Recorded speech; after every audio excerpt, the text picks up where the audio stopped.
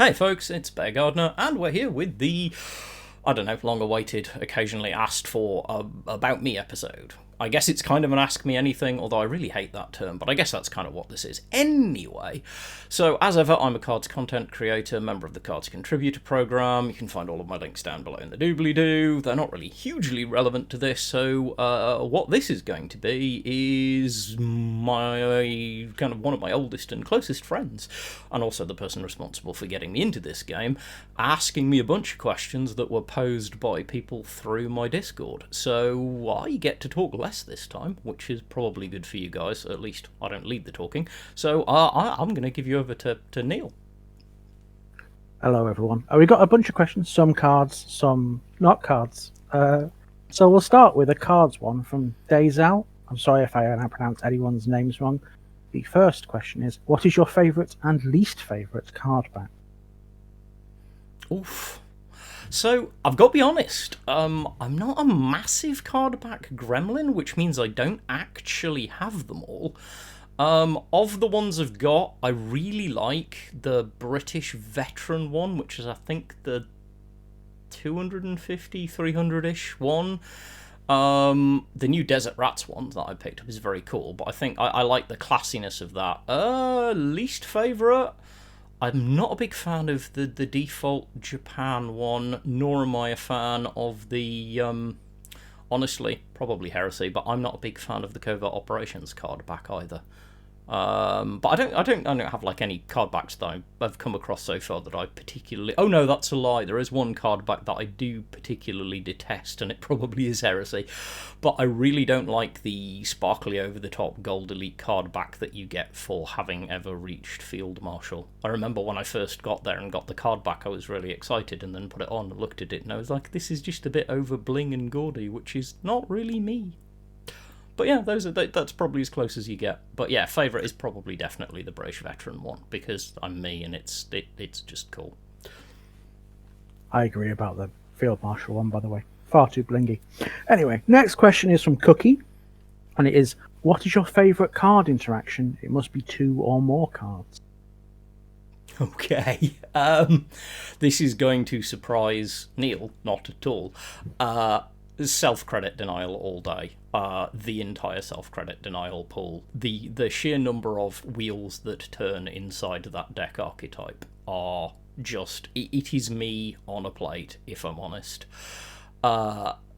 But I have to give an honourable mention to the way that commandos interact with any order in this game, because I like the way number 10 commando works. But yeah, if you're talking about a set of card interactions, self-credit denial all day, I think I really, really enjoy that deck and the interactions and how they work. I am entirely not shocked.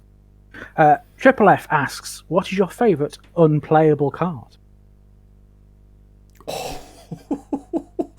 Oh, that's really harsh. It's a favourite. Do I define any card as... No, that's... there are cards I have to define as unplayable.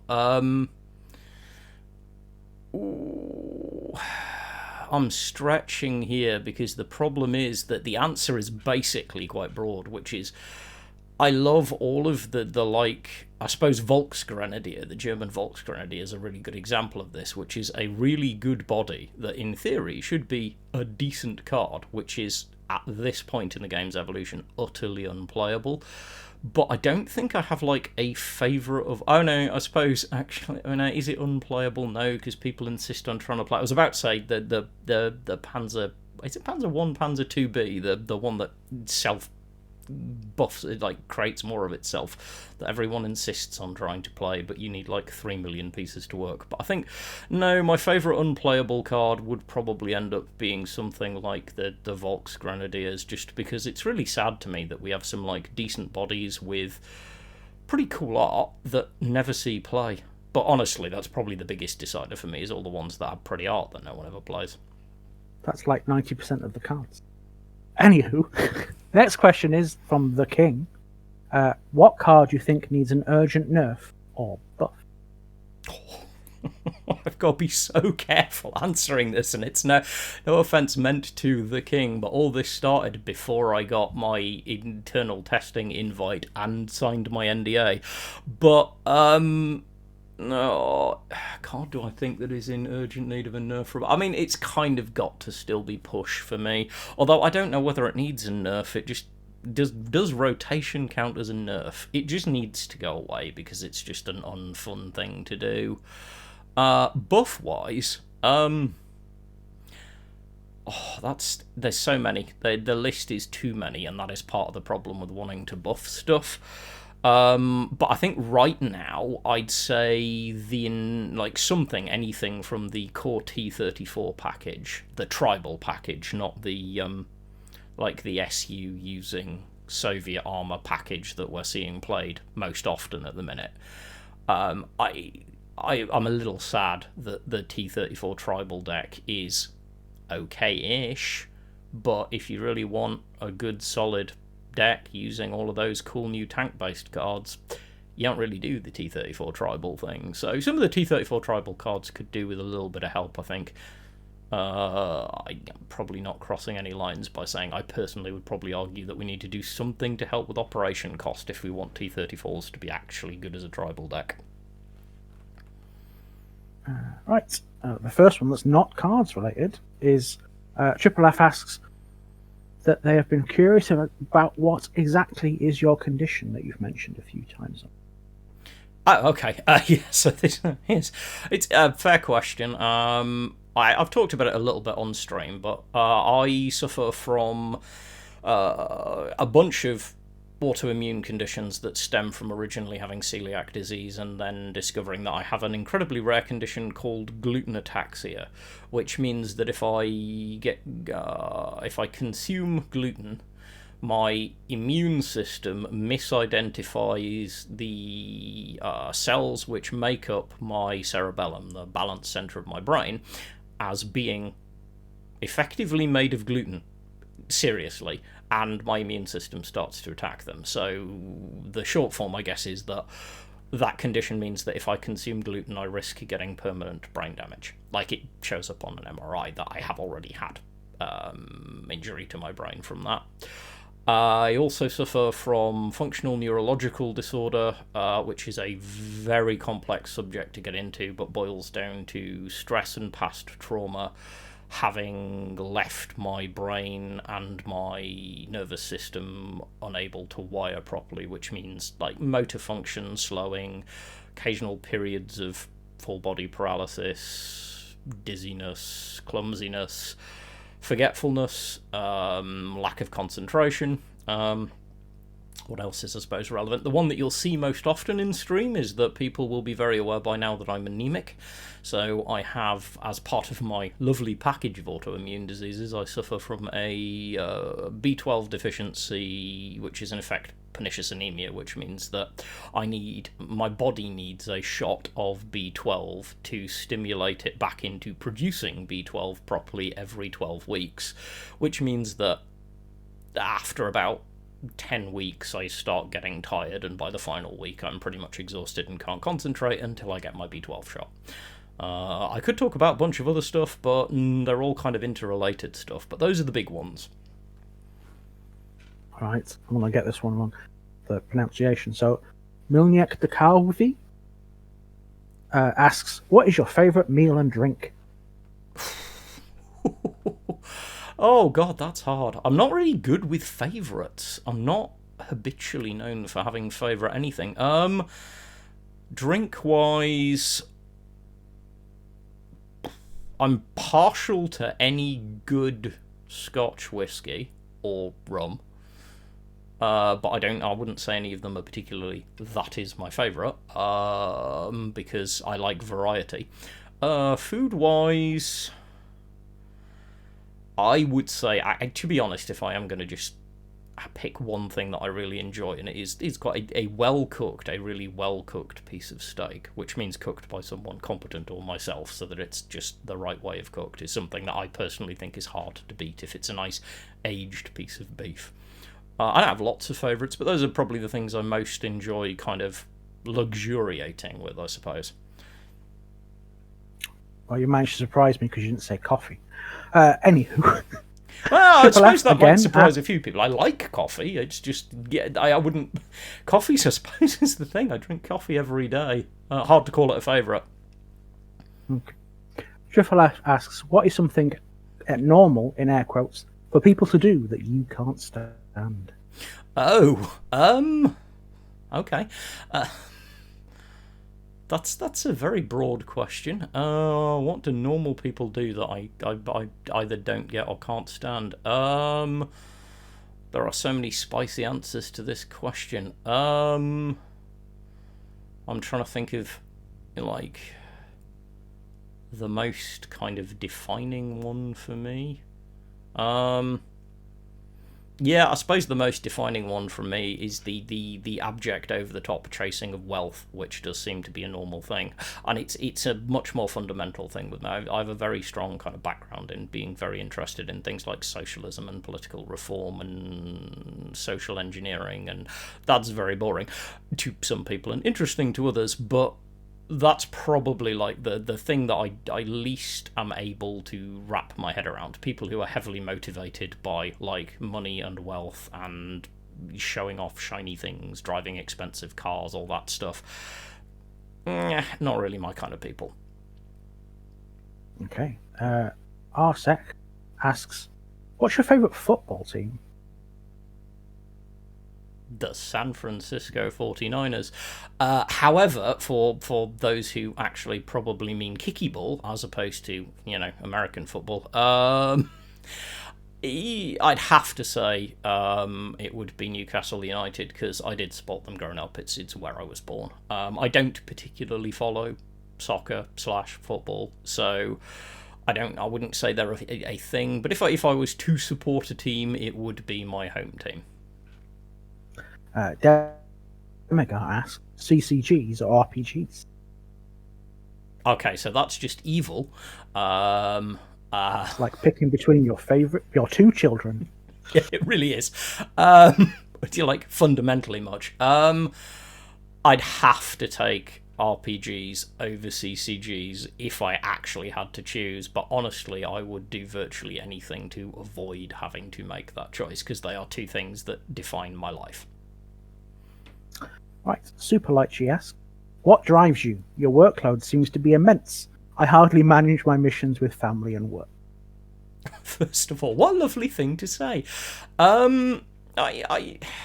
What drives me? It's going to sound a bit trite, I suppose, but I'm long-term disabled. I can't work conventionally, and the thing that drives me is being able to engage with something where it has use to people.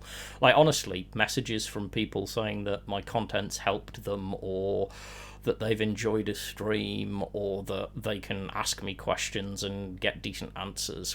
If it's what motivates me to do that, yeah. I mean, I enjoy creating and encouraging stuff. I like engaging with people. I suppose I have previous for liking getting involved in any kind of instructional or educational stuff. So yeah, I would say the big one would be just that feeling of being useful is enough to kind of make me work around it. My workload is not actually as immense as you might think. I mean, it's not small, but it's all stuff I get to choose, which is one of the very few benefits of, I guess, being long-term disabled and not being able to work conventionally, is I can kind of pick and choose my workload, but the one thing I can't do is keep concentrating on something that doesn't seem to be doing something useful for someone. I'm not very defined as just doing something that's purely for myself. I don't find fulfillment in that. Right, so the next two are linked, so I'm just going to ask them as one question. Both Hayes and Triple F would like to know what your favourite book is, or what book you would take to a desert island. Oh no, it's the children thing again. The idea of only being able to take one book.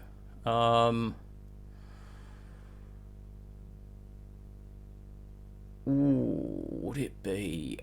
It would have to be something engaging and kind of. I think it would probably have to be, like, if I'm taking my cop-out answer, I have a beautiful bound edition of the collected works of Arthur Conan Doyle, which is like a proper collector's edition with a beautiful cover on it, and it covers like the Sherlock Holmes stuff and a few of his other pieces, and that is a book that I endlessly am able to just pick up and enjoy, because those are kind of the scientific detective pulp stuff that I kind of enjoy. I love the pseudo pulp occult references that Conan Doyle throws into stuff like that. If I was going in the other direction, it would be something like Machiavelli's The Prince or Sun Tzu's The Art of War, because I like reading really heavy philosophical books. Right, back to Triple F again. They would like to know what fictional universe you would like to live in. Oh, Lord. Wow, that's hard. The reason this is hard, Neil will get more than many people. The reason this is hard to answer is I spend an awful lot of time creating my own fictional universes when running tabletop RPGs. But actually, honestly, if I actually had to be transplanted to live in a fictional universe, just give me, like, original or TNG Star Trek, because, you know, we have evolved humanity, exploration, and we've gotten rid of all of the stuff I really, really loathe about human methodology, civilization, and motivation. So yeah, if you're going to literally plonk me in a fictional universe that I would have to live in, that's probably the one I'd pick. Arsec would like to know, do you also have a favourite movie? I love films, which is why this is going to be harder to answer than I want it to be. I'm trying to think of a movie that I would say is one that there's so many movies I can watch endlessly. It's a movie that I go back to. Like, I love old stuff, like really good old stuff, like The Third Man, I think is an absolutely incredible film, but whether that would be defined as kind of the thing that I would instantly pick up, I think I'm gonna cop out and go with what I consider to be the most kind of seminal / useful movie I've ever watched, which, believe it or not, is the original Die Hard film. And that goes to the fact that I do a lot of writing and TTRPG design, and I don't think there's every time I watch that movie, it reminds me of everything that you need to understand about the pace of decent adventure and conflict storytelling. And I genuinely could go on for hours about the actual methodology behind the storylining of the original movie. There's more to it than people think there is. Plus, it's just a fun action movie, and for me, it defines the arrival of Christmas. Speaking of Christmas, Dizal would like to know what your favourite Christmas song is. Oh, anything choral. I have a weakness for really, really good choral music. Probably, if I had to pick like a one piece, Piezu probably, if I was going to pick like a one piece that just kind of defines the thing that I love about it. My background was in Catholic schooling, and I spent some time singing in choirs badly, and there's something about that style of music and the workman-like kind of way that you have to go about controlling and using your voice in it that I can endlessly just sit and listen to, which is interesting because my wife can't stand it. Right. Next one is from Arsa again. What is the most pointless card in Cards? The most pointless. Wow, we're going for the big questions here. That's the most pointless card in Cards.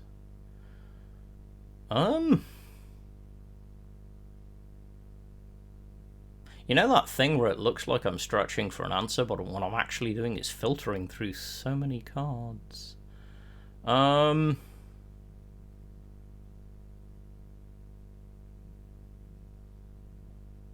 to think. There's just too many cards that fit into this kind of the pointless archetype. Like, you could say it about any of the basically vanilla cards. Oh, I need to go look something up. I think I know the answer to this question, but I need to go find the name of the card. Bear with me. There's the memory thing where I cannot remember the name of the card. There you go.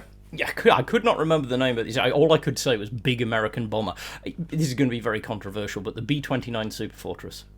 I do not understand. Like, there isn't. I have as yet to find any point in doing the hard work necessary to get that thing to ever hit the board and do something. Like, I've done it a couple of times, but I don't get it. I just do not get the point of the card. Interesting. Triple F would like to know, what is your favourite nation combination? And why is it Britain something? Because that's just me saying it's going to be Britain something. Oh, Lord. What is my favourite? You're not wrong. It will be Brit something. I think it's probably gonna be, even though it's not massively much at the minute, I think it's probably going to be Brit-US, because it just gives me memories of my first decent self-built deck in Cards was a Brit-US Air deck, when Brit-US Air was actually not just overshadowed by everything else.